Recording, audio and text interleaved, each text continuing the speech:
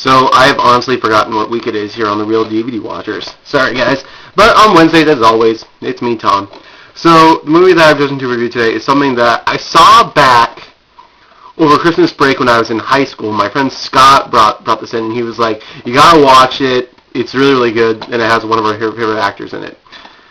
And yeah, it's absolutely brilliant. It's very, very unique, and you'll know why as soon as I say the title. But just definitely see this is more than your average heist movie. It's Running Time with Mr. Bruce Campbell. The thing that makes this movie so unique is that it's one continuous long shot. 70 minutes of just a straightforward, non-stop movie. But there are some scenes where it kind of makes you question if they did stop, because in one case in point where Carl... No, I'll get into that later. Let's go over what this movie's about.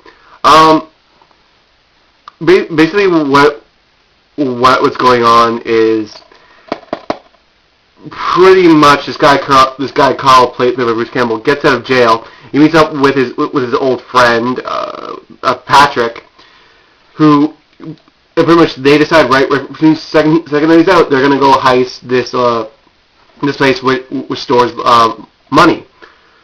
And so from now on, it becomes this increasing thing of them trying to get their friendship back, but just Carl has clearly changed. Carl took a dive for Patrick back when he got caught and didn't mention Patrick's name. So Patrick is pretty much like, thank you, and Carl's like, yeah, whatever, let's just do this job.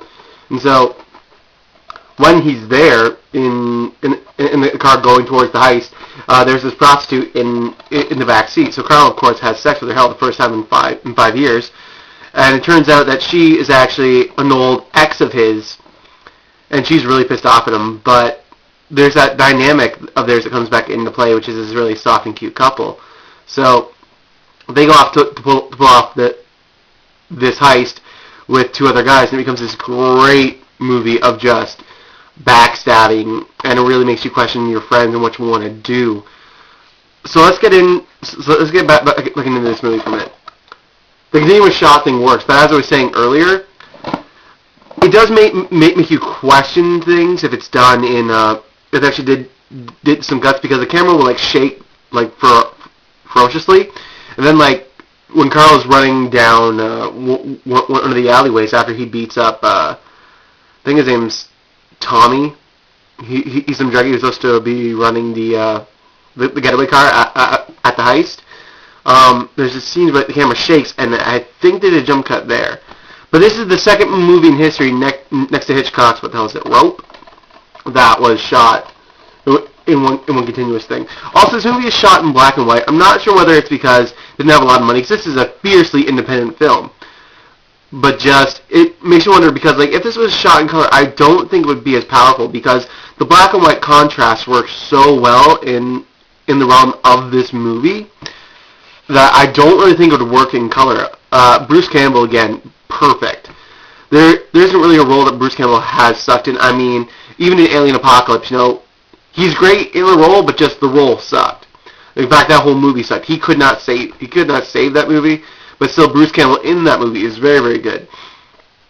The guy who plays Patrick is very good. I've seen him in a couple other things. I forget what the hell his name is, and it doesn't... Oh, wait. Jeremy Roberts plays Patrick. He does a really good job of playing this nonchalant asshole who's not smart but claims he has street smarts. Annette Barone plays Tammy, his girlfriend. His ex-girlfriend, but soon to be new girlfriend. And it's just a great movie that I don't really think anyone else but Bruce could play this role. I sit there and I watch it, and I'm like, no one else I know could play this role the way how Bruce played it, because Bruce plays it in the asshole way, of course, but just in a lighter side where where he has a goal, and that he's trying so hard to hold on to his friendship, but he's understanding now that the guy who he thought was his friend is really just a jackass. So yeah, the use of light is key in this movie because it is shot in black and white. So there's some scenes where they'll have blistering light shooting down that would create a really tense moment, or what they'll do is do a soft fade where they'll just use the natural light to fade it out. It's really cool like that, and it's honestly just a great movie. Definitely check it out. well, I say great, but if I had to give this movie a rating out of 10, it'd get like a 6 or 6.5. It gets the 0.5 because of Bruce Campbell, but just Josh Becker, the guy who wrote this, directed it, and produced it, definitely had something special on his hands, and I think he understood it.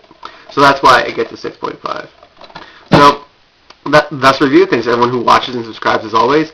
Matt is up tomorrow, and I will see you guys later over on my channel. So, bye.